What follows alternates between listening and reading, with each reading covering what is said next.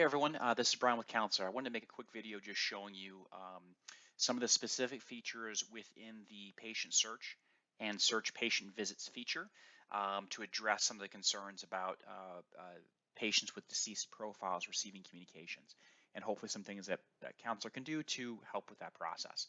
So I'm going to quickly jump into the search patients. It really works the same way both in search patients as well as search patient visits. So I'll just jump straight to search patients. As noted in some of the posts, the status option here is key. If this is left as all, it will then include all active, inactive, deceased, and prospect patients. If you choose any other options, right, just active and prospect or just inactive or deceased, you can isolate those specific patient populations. Now, you can test this very quickly, right, just by saying, hey, I'll leave this as all. So here I'm in our sandbox test account. I'll do a quick search.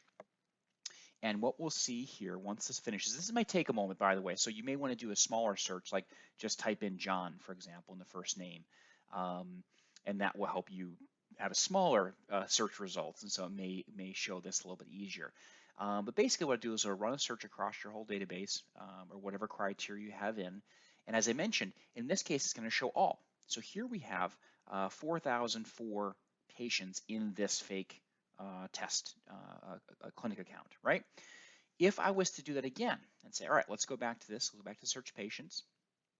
And I should mention, by the way, you can actually see that here. You can see there's a patient with a deceased status. There's a prospect, right? And if we were to send anything out at this point, of course, all those patients would receive this, right? So all the patients who do not have something set as do not email or do not, or do not mail would receive it, right? So if I jump back and go back to the search patient visits, but this time I set it to just active patients, okay, and rerun that same search. So I'm going to leave this wide open. So before we had 4,004, now this returns back at 3,424, and you'll see these are all active. If we were to send, it would just send to these patients.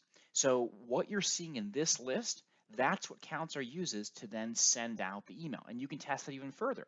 If you go to send the email, it'll bring up a pop-up screen, and you can see that list, right? So the exact same list of patients that you just saw here is now here, okay?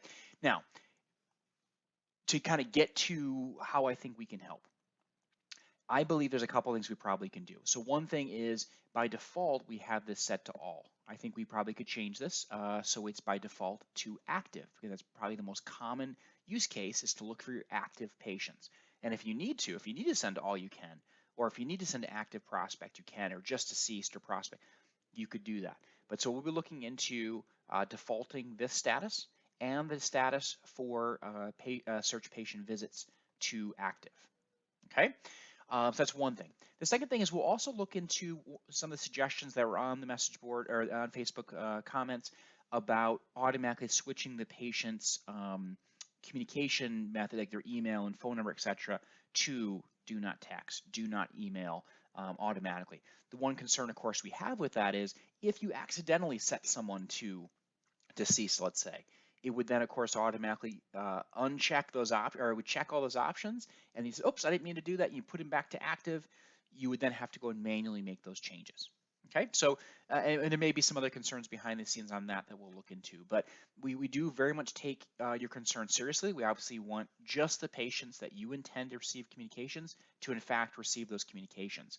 But my primary thought on this is that likely inadvertently things are being left as all. So the first step for us is probably to change the default on this, and that would likely greatly decrease it. And then we'll look into whether we can automatically do not email, do not text based off of those actions. So thank you again for your comments. Please reach out to us if we can help you in any way, and take care.